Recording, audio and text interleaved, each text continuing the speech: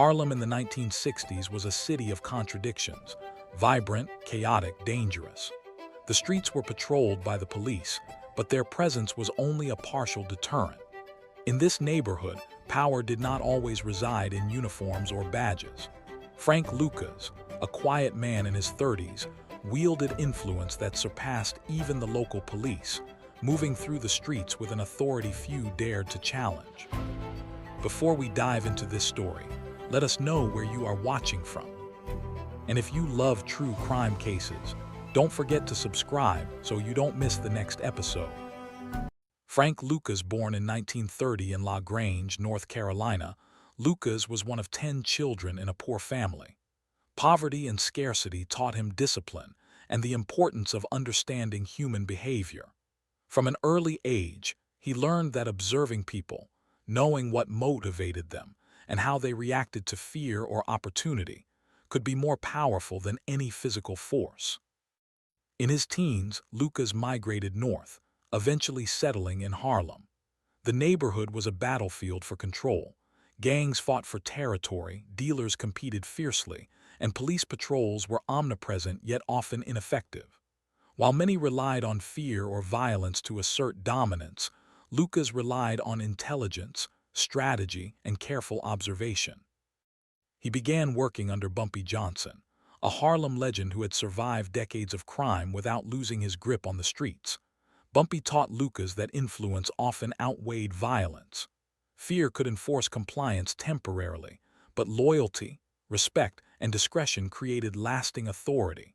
Lucas internalized these lessons, realizing that he could dominate not through gunfire but through organization, control, and strategic relationships. By the late 1960s, Lucas recognized weaknesses in the heroin trade.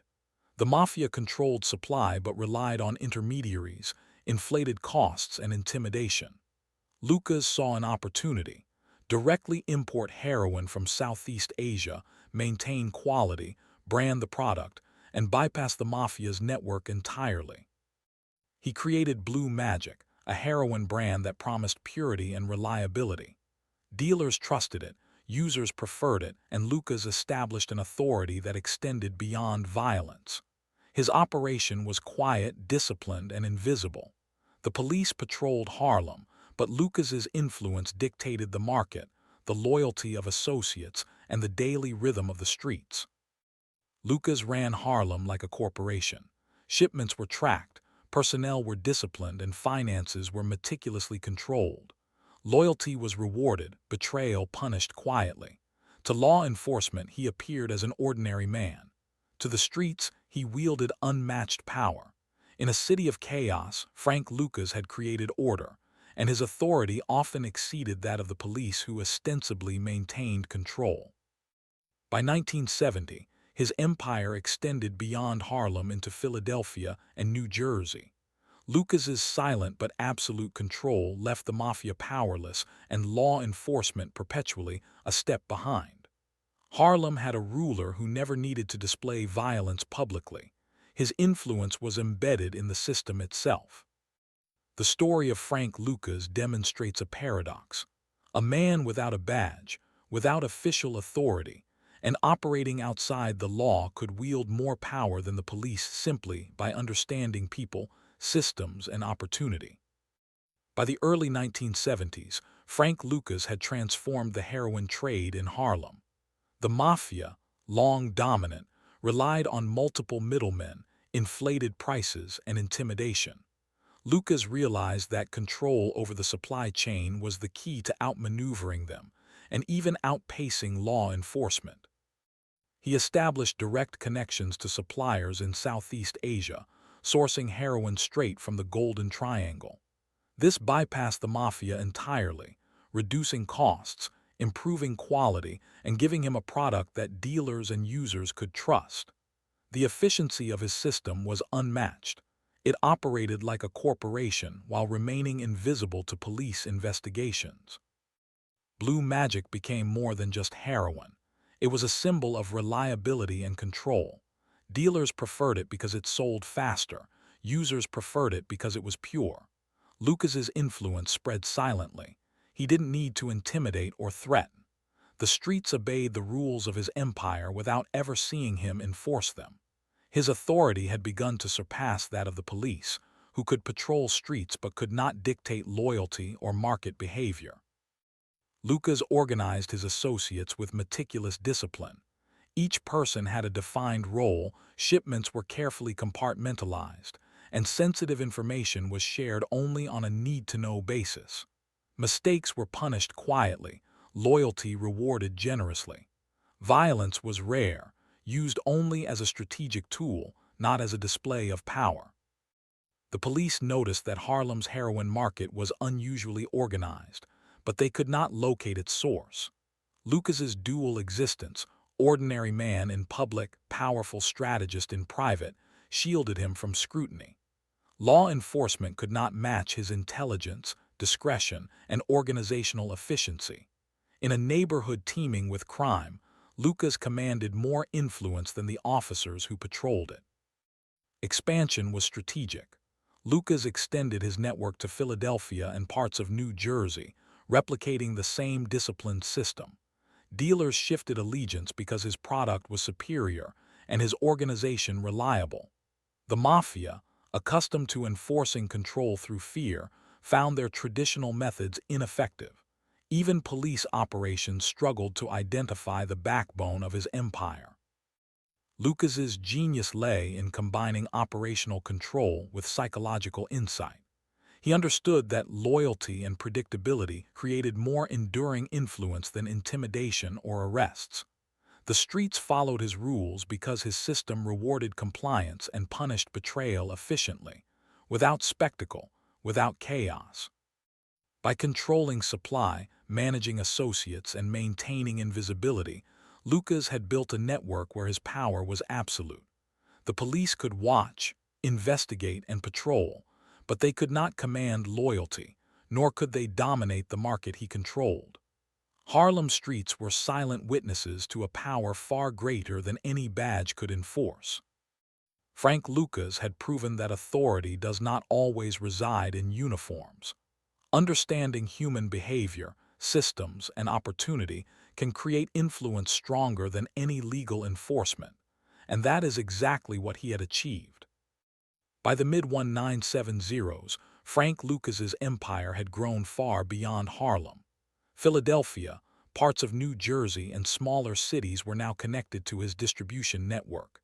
Dealers and users relied on him for quality and consistency. The mafia, once untouchable, had been sidelined. Yet, even as his power grew, so did the risks. Human risk was the most unpredictable element of Lucas's operation. As his organization expanded, more associates joined, each bringing potential vulnerability. Mistakes, betrayal, or greed could expose the network. Lucas understood that even the most disciplined operation was only as strong as its weakest link. To mitigate this, he implemented strict internal rules. Associates were compartmentalized. They knew only what was necessary for their role. Shipments were organized meticulously, and every transaction followed a precise protocol. Loyalty was rewarded with wealth and trust. Betrayal was met with quiet but decisive consequences. Violence was rarely public. It was a strategic tool, not a show of power. While law enforcement increased surveillance, Lucas maintained an extraordinary ability to stay ahead. He rotated personnel, altered routes, and monitored communication to prevent leaks. In a city where police presence was strong but intelligence was limited, Lucas's strategic invisibility ensured that his operations continued without interference. He controlled the streets silently, more effectively than those sworn to protect them. Expansion also required psychological insight. Lucas understood people, what motivated them, what intimidated them, and what inspired loyalty. He used this knowledge to maintain order and influence without force. The streets followed his rules not because of fear, but because of trust in the system he created. Dealers preferred working within his network because it was predictable, profitable, and efficient, unlike the mafia's chaotic dominance. Law enforcement, despite resources and manpower, could not match Lucas's agility and intelligence. Officers could monitor patterns, follow tips, and arrest low-level players, but they could not replicate the trust and discipline he had built.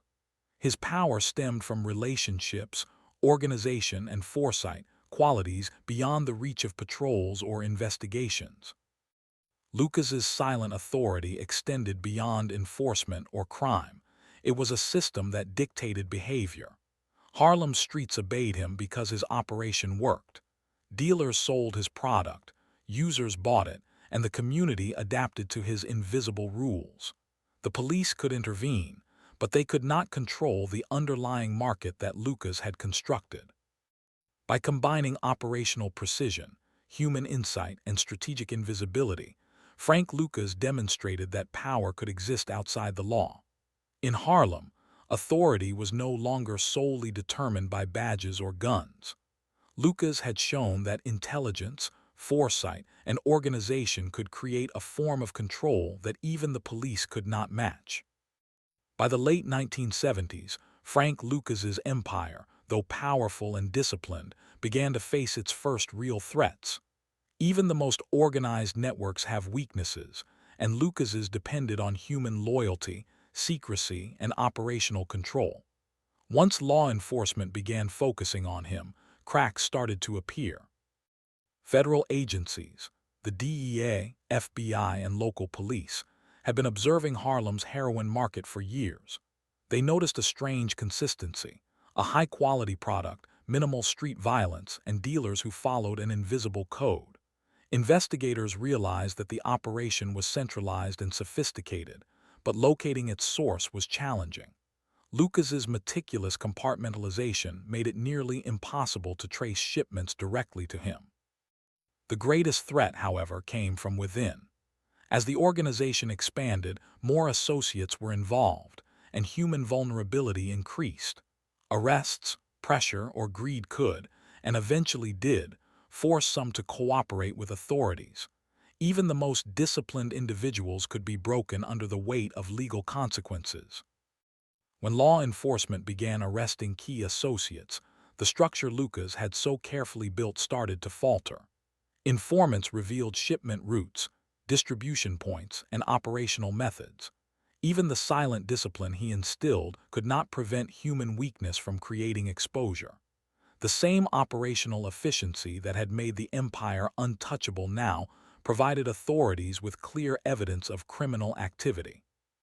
Despite the mounting pressure, Lucas adapted. He rerouted shipments, rotated personnel, and tightened operational security. He compartmentalized sensitive information even further and attempted to insulate the core of his network from detection. These measures delayed the collapse but could not prevent the inevitable. Meanwhile, the streets began to feel subtle changes. The quiet order Lucas had imposed, discipline, reliability, and minimal chaos was starting to waver. Rivals watched for opportunities, internal disputes occasionally erupted, and the presence of law enforcement became more pronounced.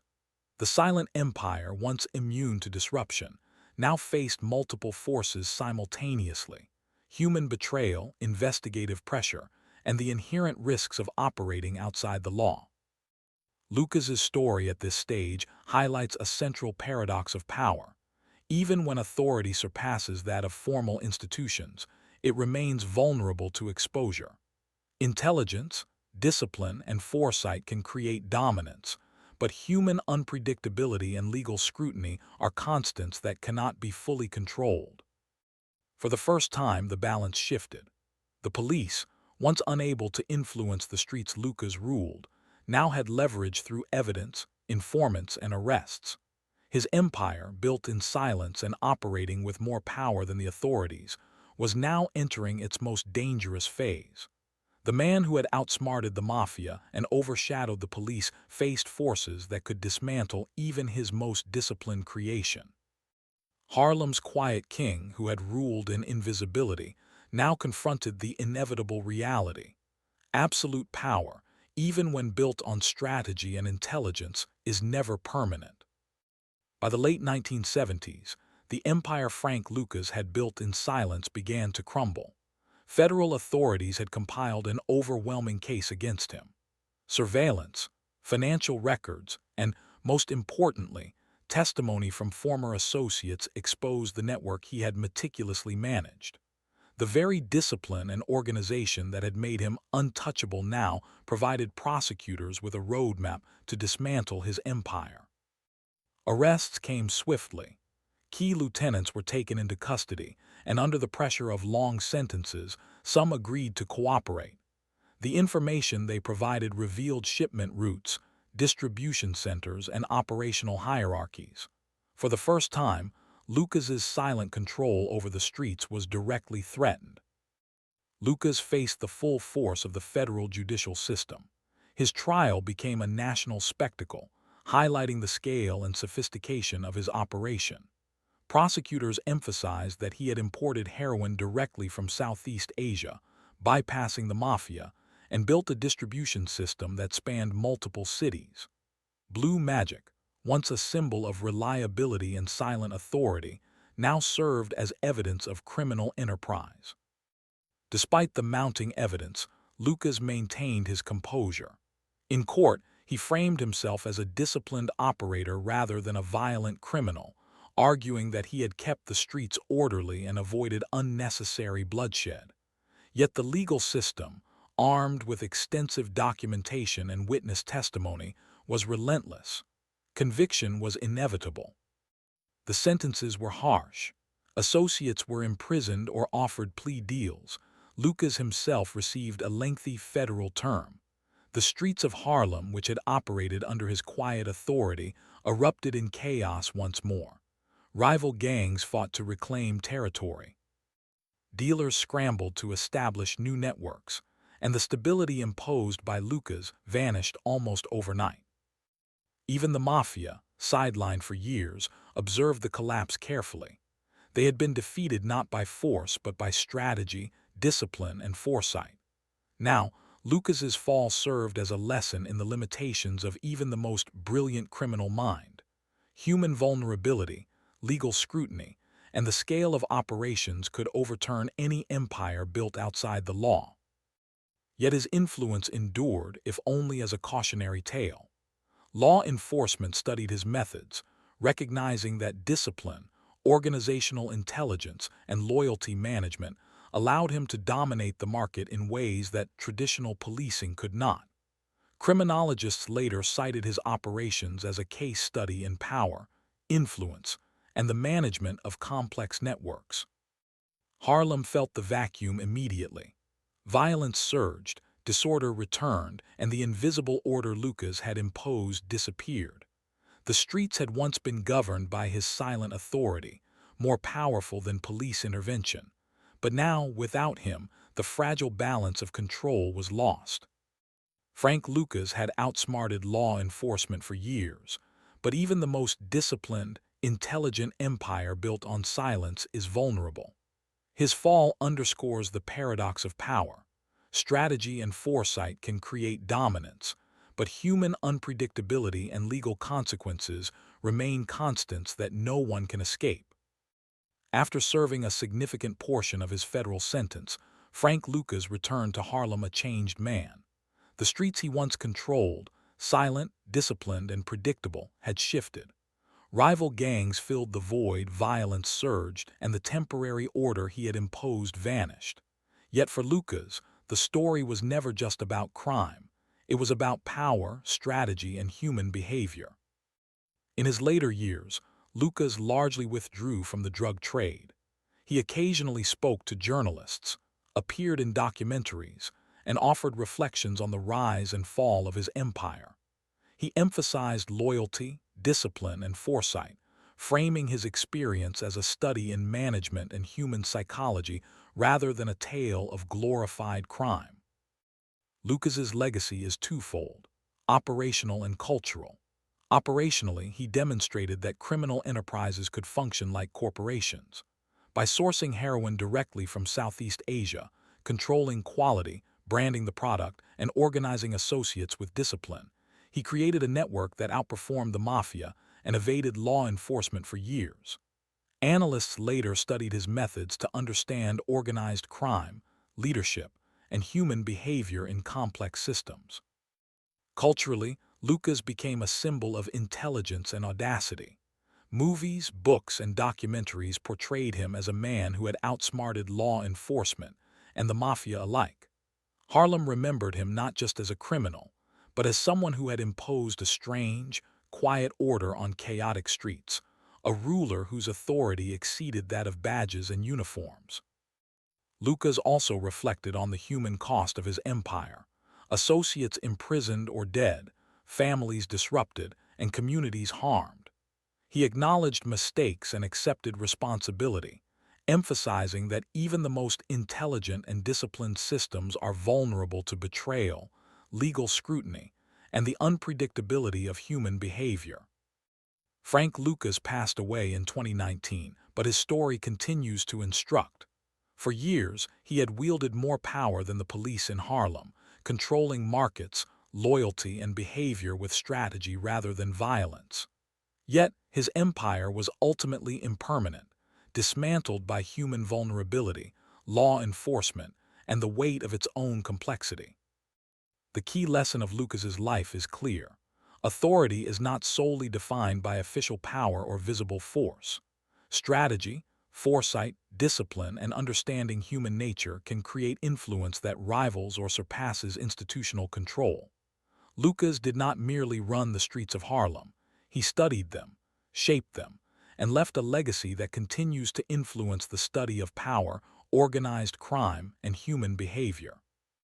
In the end, Frank Lucas teaches a timeless truth. True power often works quietly, invisibly, and strategically, and it can surpass even the authority of those sworn to uphold the law. His empire, though temporary, proved that intelligence and discipline can wield influence greater than any badge.